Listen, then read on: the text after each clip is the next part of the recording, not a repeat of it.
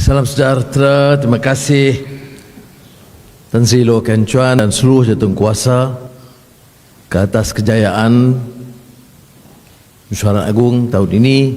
Saudara Cintong, Datuk Eng, dan seluruh William Cheng, Gopala dan semua jawatankuasa dan rakan-rakan yang hadir. Saya ucap terima kasih atas kesediaan rakan-rakan. Dan saya mendengar Datuk Imping tadi, Datuk Eng dan juga Tan Sri Loh bagi pandangan termasuk soal belanjawan. Keputusannya 18 hari bulan. Tapi terima kasih, ini sangat bermakna kerana STCCIM telah menjadi rakan dalam usaha kerajaan Madani meningkatkan pelaburan, meningkatkan usaha.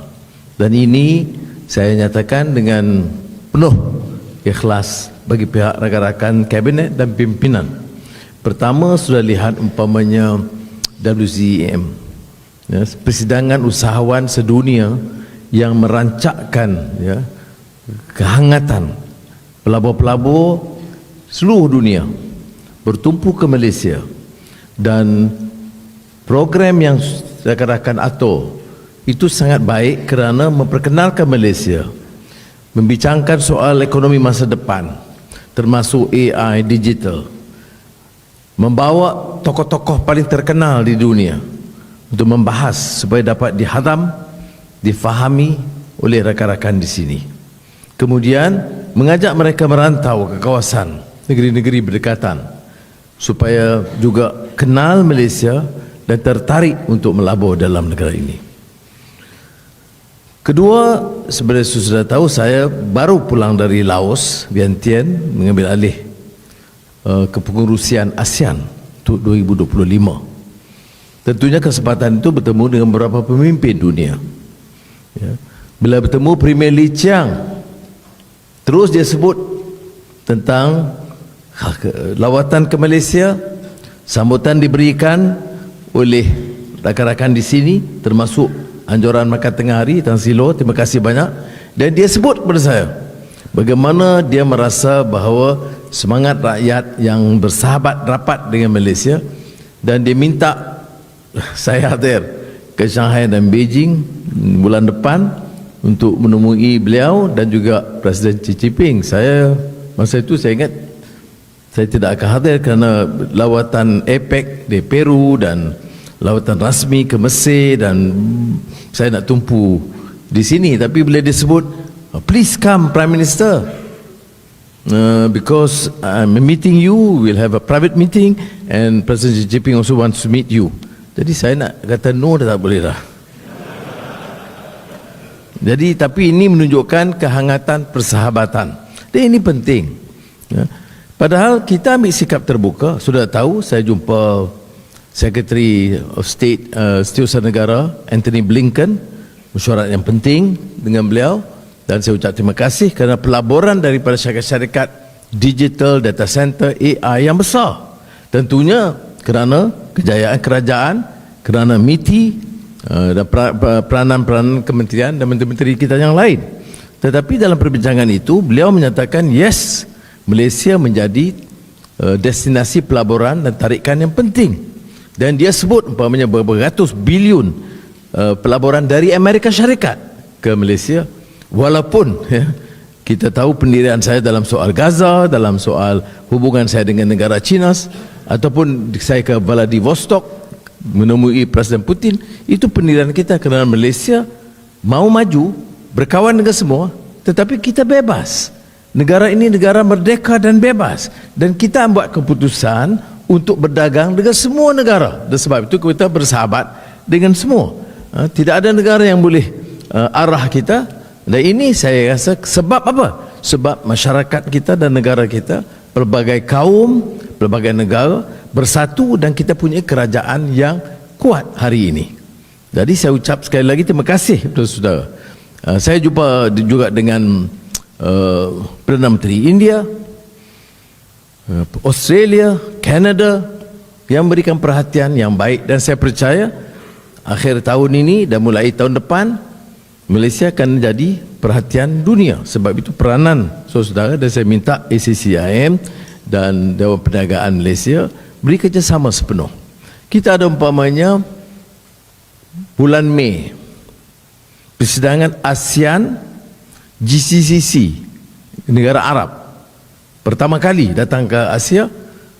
7 negara utama, 6 negara utama, Arab Saudi dan UAE, Qatar, Bahrain, 6 ya, ke sini ASEAN GCC plus China.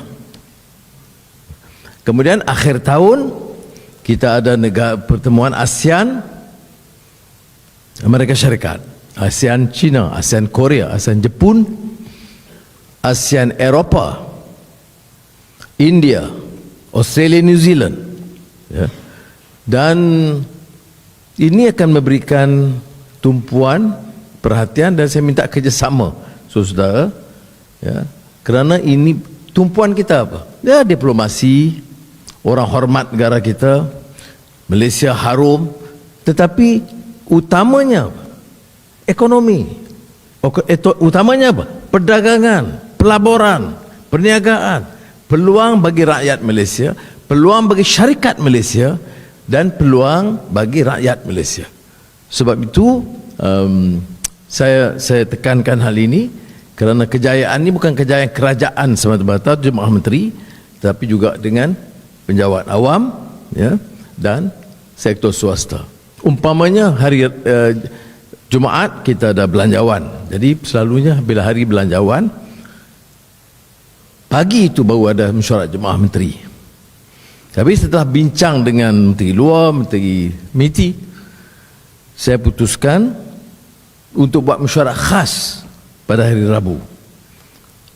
Dan saya mahu persiapan kita ke arah ASEAN ini tertumpu, tentunya persiapan yang baik, tetapi melibatkan seluruh jentera kerajaan. Dan saya minta Ketua Seutusan Negara sendiri pengurusikan technical committee di peringkat penjawat awam. Ini bukan silo tiap komiti atau tiap kementerian. Ini seluruh jentera kita. Ya, kerana sudah tahu, walaupun Tan Sri Law sebut tadi dalam ucapan, walaupun kita syukur, alhamdulillah ada kejayaan, ekonomi bertambah baik, ringgit lebih kukuh, pelaburan datang, tapi harus kita berpuas hati, jangan. Sebab kita ada kapasiti yang lebih baik. Banyak hal yang kita belum maju. Ini disebut tadi di antara lain latihan anak kita dalam kejuruteraan, dalam bidang digital, dalam bidang AI ya. Peluang perniagaan bukan saja di peringkat atas, tapi PMKS ya, yang mikro, sederhana, kecil, ini harus diberi perhatian. Jadi ada beberapa cadangan tambahan akan saya teliti secara serius. Saya akan bermesyuarat petang nanti, malam dan esoknya juga untuk kita teliti, dan saya akan tentunya beri perhatian kepada apa yang disuarakan oleh saudara. Tapi biasalah orang berniaga, tokoh-tokoh ni. Boleh saya gurau sikit dengar . Kalau tanya Tan Sri William, macam mana berniaga? Dia kata, tak adalah, ada untung sikit saja. Di Ipoh minggu sudah, 2 minggu sudah, saya jumpa KLK. Jadi saya kata, tolong, dia organize. Saya dekat kelapa sawit, KLK, IOI, Genting, Saim, dah habis semua. Top. Macam mana Tan Sri? Ada untung sikit saja. Biasa, saya orang Bukit Mentajam ni kita campur banyak, tapi cakap Hokian lah ya, semua cincang-cincang Hokian lah sikit. Okey, betul, tetapi kita ada masalah juga kan. You tahu kita hutang tinggi, bayar hutang. Jadi saya setuju dari segi dasar, kalau kita cukai golongan terlalu kaya, terlalu tinggi, dia tidak akan tarik pelaburan dalam. Sekarang ini umpamanya saya sebut, ramai saudara peniaga-peniaga, kita beruntung kerana ada pelaburan luar negara, tetapi pelaburan dalam negara, domestic investment itu sangat tinggi. Jadi kalau kita kata kita capai kejayaan yang baik tahun lalu, tahun ini, ya, itu bukan saja pelaburan asing. We achieve impressive growth not only or not solely due to foreign direct investments, but a growing interest, growing confidence, growing commitment by our domestic players. So domestic investments has increased phenomenally, and for that I thank you very much.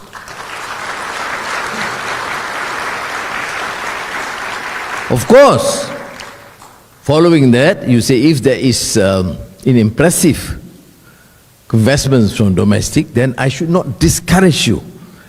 I should not tax you too highly.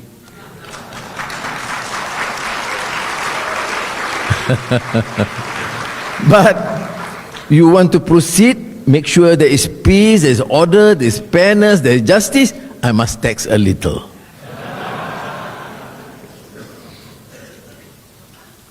Baik, jadi ini saya nak tekankan, ya, kerana hal-hal ini bangkitkan, termasuk yang dianggap kontroversi inheritance tax. Saya dengar dan saya akan teliti. Kita tidak mau buat apa-apa kenyataan yang memusingkan.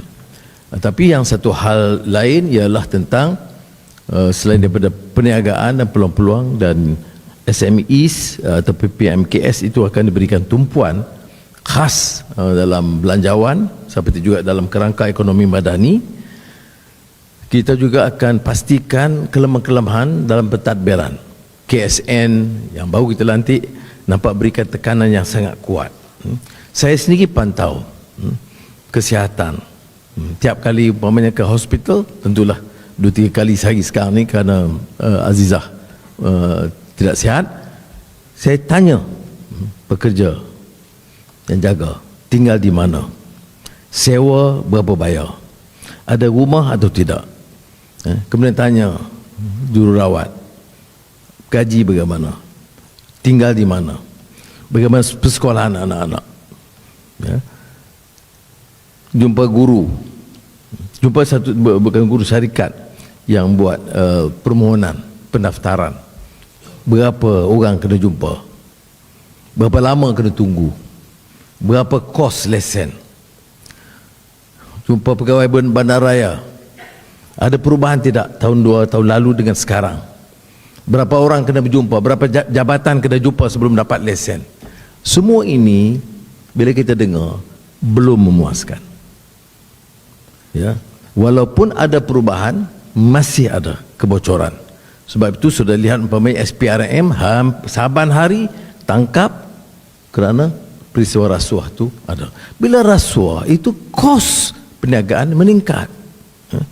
Sudah pun tahu di Kuala Lumpur ada joke, ada lucu. Dia kata plot ratio. One means how much money has to be paid. You cannot continue to do this. Ya. Sebab itu bila saya sebut tentang tata kelola governance, it's not a small thing, it's not a political gimmick. Because you want this country to succeed, the governance, the efficiency of officers must follow, and follow strictly. Now if their concern is, well, our salary is 1,800 ringgit, how to survive? Fair.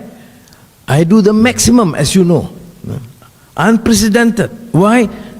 I want to make sure that you are paid fairly, but if I find you continue the old ways and continue to be corrupt, we will do the maximum. We will go after you and will not ever forgive you.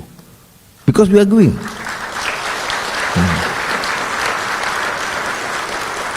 Ini yang disebut Akta Iltizam Kecekapan Kerajaan, this Government Efficiency Commitment Act. Dulu kita kata Financial Responsibility Act, kita lulus. Sekarang efficiency. Kalau tidak, dia kata gaji naik. Dan naik bukan sedikit. Betul, kadang-kadang kita fikir taklah tinggi, tetapi maksimum yang kerajaan boleh mampu dalam keadaan sekarang. Ada kalau yang peringkat rendah, the junior clerk for example, dia boleh naik sampai 35%, ya. Tentunya yang paling tinggi dia naik rendah lah, ya. Tetapi yang di bawah, walaupun saya nak beritahu Cintong, gaji dia tak naik. dan potongan 20% akan diteruskan. Ya. Tapi untuk penjawat awam, ini bila saya dengar dengan peniaga, walaupun ramai yang mengatakan kepada saya, no, ada some improvement, but not enough. Why do you need to take month for registration? Bila saya lancar program perumahan madani baru-baru ini di KL, waktu untuk kelulusan selalunya di antara 8 bulan sampai 14 atau 16 bulan. Itu standard. Saya kata bagaimana kalau syarikat itu berikan semua keterangan yang cukup, baik, yang lengkap, semua. Orang dia kata sekurang-kurangnya 6 bulan. Bila saya tengok begitu, saya kata tak, saya akan pergi rasmi dalam 50 hari lagi. Saya tengok 45 hari semua kelulusan boleh diberikan. Apa message dia? Maknanya boleh kita lakukan. Kalau negara ini nak betul-betul maju, jangan tangguhkan kerana ada holding cost, ada bayaran untuk pekerja, ya, ada sewa.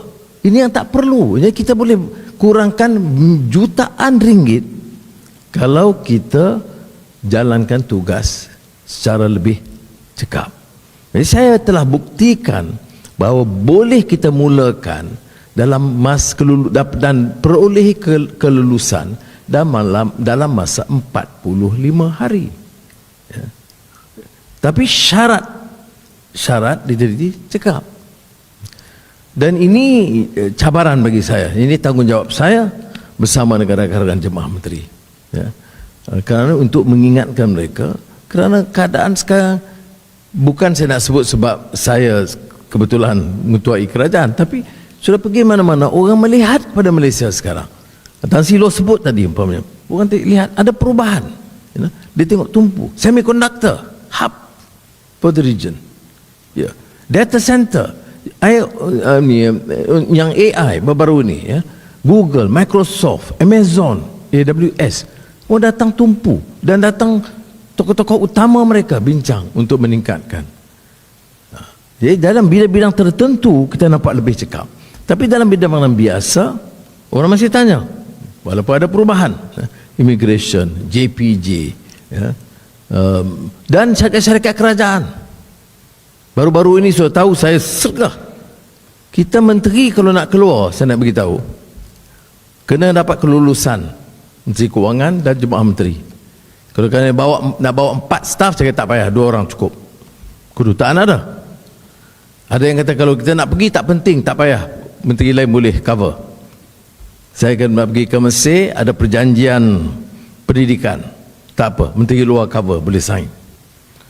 Untuk jimatkan wang di wang rakyat. Ya.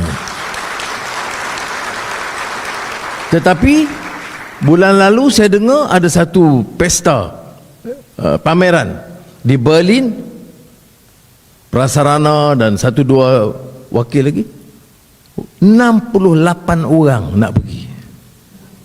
Jadi saya bila dapat tahu, saya kata siapa? Oh, dia kata tak apa, 18. Saya kata no. Dia minta 8 orang, saya kata no. Walaupun kalau 8 orang mungkin munasabah, tapi saya nak bagi message. Jadi saya batalkan semua, tak payah pergi. Memang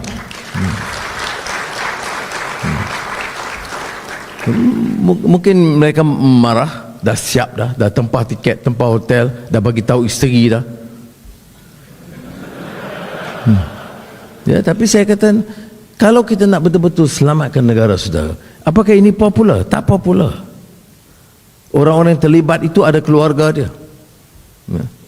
Tetapi if I want to affect change, do I have a choice? The answer is no. Either you want to reform and make this country great, you must be courageous, and I need the support not only of government leaders, the bureaucrats, and also business leaders.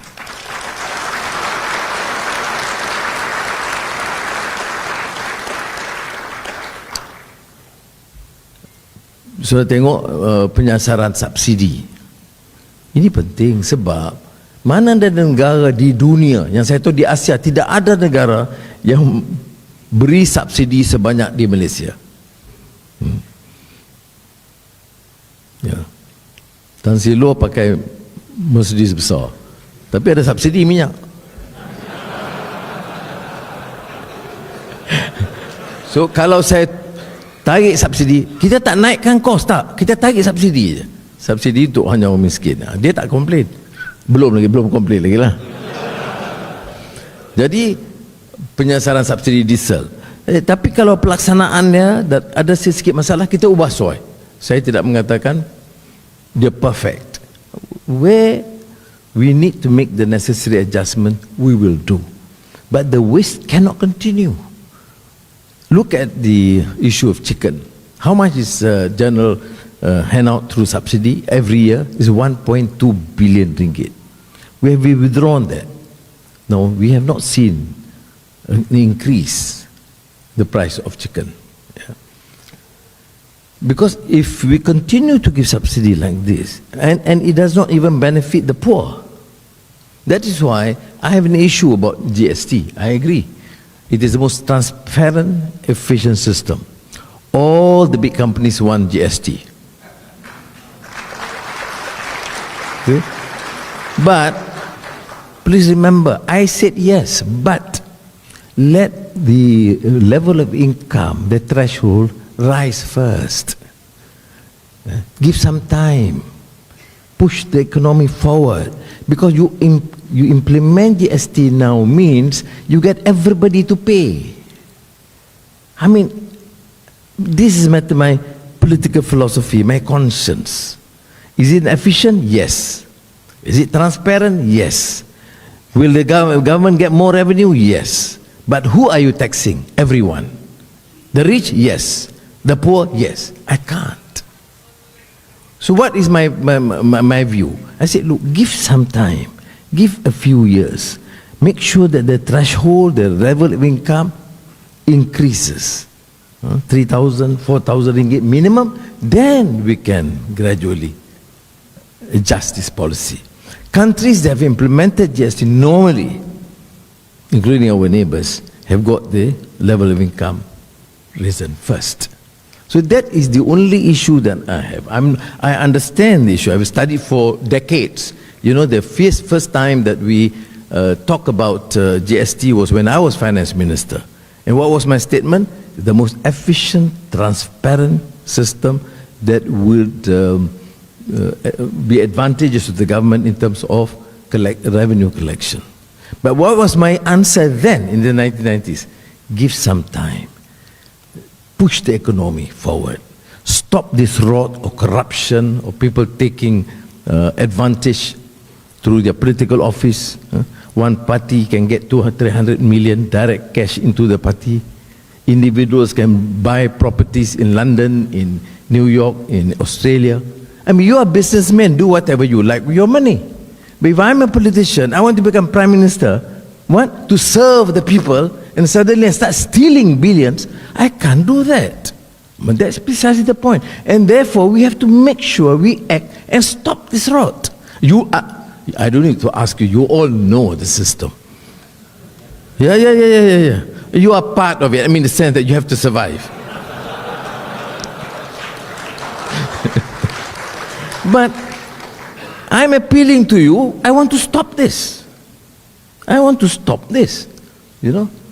Now, if you can stop this, we can get back billions of ringgit revenue. That's why I've said this publicly to the so-called Malay leaders. Kita mesti jaga orang Melayu. Kita mesti perjuangkan orang Melayu. Kita adalah pemimpin Melayu nak selamatkan Melayu. Oh, bagus. Jadi saya jawab, betul, bagus. Pemimpin Melayu mesti tolong Melayu, betul. Tapi berapa kekayaan you? 2 bilion. Ada yang 5 bilion. Ada 8 bilion. Betul you pejuang Melayu? Ya, okey. Bagi balik setengah kepada orang Melayu. You ada 8 bilion, bagi 4 bilion segera. Sebab you ambil itu cara tidak sah. Sebab itu saya tuan tahu, I don't see this as a race issue, a racial issue. I see this as a common endeavor to help improve the governance in this country and save the people. If the poor, the poor. Malays, majority, Indians, Chinese, Sabahan Sarawakians. If you are PMKS, okay, majority Chinese, fair. We try and build up some Malays, some Indians, and the rest. But PMKS is too pivotal, too critical, too important as not only fundamental but life of the economy of this country. So we will support. Doesn't matter. But if you look at the PMKS in the past, I hear, oh, this 90% Chinese, therefore we ignore. You can't. We support them, but we tell them, look, engage with the rest. I mentioned last week, I met the KLK organized this meeting with the oil palm plantations, palm oil plantations. You know, one interesting suggestion. They have big plantations and smallholders around. Some Chinese, some Malays, smallholders. So, and they suggested, okay, we, the big companies say KLK, they have few thousand smallholders, acre smallholders. They will take charge. Make sure good seeds, good manure, good productivity, and they will buy from them. So there's a new approach. So it's not a matter Malay or Chinese issue. It may be a Chinese company, but surrounding a Malay smallholders, or SD Guthrie, a Malay Bumi Putra institution, with some Chinese smallholders around. But let us have that sort of program. And that is precisely our new approach in this Madani government. We work together as a team, and we make sure that we all succeed as a country. That is the position. Ada sedikit masalah bangkit. Dia cucuk-cucuk biasa. Sekarang pasal kapal Cina nak datang Pulau Pinang, nak serang Pulau Pinang. Okay. Kita ada joint military operations on a small scale dalam kawasan kita dengan Amerika Syarikat, dengan India, dengan China, dengan Singapura, dengan Indonesia, ya, dengan India. Jadi semua, apa dia masalah dia? Tak, bagi saya tak ada masalah. Hal ini telah berlaku sejak lama. Malah kalau kerajaan dulu yang bersama PAS dan Bersatu, itu kapal terbang Israel pun boleh lalu kita. Kapal Israel Zim pun boleh masuk pelabuhan. Tapi tak jadi isu. Sekarang jadi isu. Jadi saya nak beritahu, dia boleh kata apa yang dia suka, kita nak jelaskan, dasar untuk berbaik dengan semua negara, kapal dia nak berlabuh dalam semua pelabuhan kita, bagi semua negara, kita akan terus izinkan. No compromise. Yang kita tak bagi Israel, yang lain masuklah. Ya, kerana itu dasar yang kita amalkan sekarang. Tapi ini dijadikan isu untuk menunjukkan, tengok, China dah ambil alih. Ya, kerana bila Anwar baik dengan Xi Jinping, kapal perang China dah masuk. Kara balik. Baik. Kemudian sekarang soal cukai. Pengecualian cukai bagi Utah. Betul, itu Universiti China, Malaysia. Saya kata apa dia? Apa dasar kita? Semua usaha atau yayasan untuk pendidikan, bukan keuntungan, untuk pendidikan, kita kecualikan. Mengapa lewat diambil tindakan untuk Utah? Kerana yayasan itu belum pecahkan di antara urusan syarikat perniagaan, komersial dan juga pendidikan. Jadi saya cadangkan dipisahkan, ya. Tetapi kalau untuk bangunkan fakulti, untuk bagi pelajar-pelajar miskin belajar, untuk kecualikan tuition, kita kecualikan cukai. Bagi saya tak ada masalah. Cuma kita umumkan kerana kelewatan kita luluskan, kerana Yayasan Utah belum pecahkan. Jadi baru-baru ini mereka bagi tahu, tak apalah, dia kata Bagi kita setahun, kita pecahkan. Tapi sementara itu, tolonglah bagi pengecualian. Bagi semua kelulusan untuk pendidikan dan untuk anak-anak miskin. Ya. Bila saya sebut anak-anak miskin, saya tak kira lah anak Cina ke anak Melayu ke anak India, Sabah atau Sarawak. Dan anak miskin, kalau Melayu tolonglah. Ni kalau anak di Utah, anak Cina, tengok. Semua anak miskin yang kita bagi beasiswa atau bantuan itu hanya Melayu. Kalau Cina dia miskin, tak apa, biar dia miskin. Ni tak boleh fikiran macam ini. Sebab itu saya tahu ia jadi isu. Apa di kampung apa yang mereka sebut? Tengok Anwar dia ikut DAP, dan Cina yang kaya 83 juta ringgit tak payah bayar cukai. Melayu yang ada syarikat kecil kena bayar cukai. Ini kita tahu dakwaan palsu, dan kita dalam politik harus kerja. Tapi saya yakin, sudah, saya sebut ini kerana ini jadi isu besar yang digunakan oleh pembangkang. Tapi saya yakin, apakah kita undur? No. Apakah kita akan tarik balik? Tidak. Kita, saudara, yakinlah, kalau negara ini mau jadi negara yang boleh hormat dan kasih kepada semua rakyatnya, semua kaum, kerajaan ini akan tegas, akan melaksanakan apa yang telah kita janjikan, and no compromise.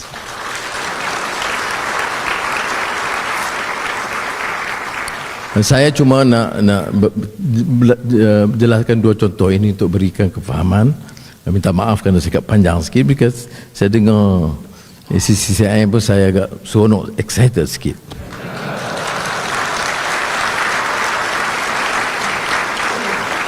Because I'm here among friends and I can depend on you in terms of working together as a team to propel the economy. Saya gembira hari ini, dan saya percaya Datuk Eng, sesiapa yang kemudian jatuh kuasa baru, dan Silo akan terus bantu, dan kita akan bagi jaminan kerajaan akan beri kerjasama sepenuhnya untuk angkat ekonomi kita. Baik, terima kasih. Saya dengan ini merasmikan Mesyuarat Agung tahunan ACCCIM ke-78 Saya Kewi.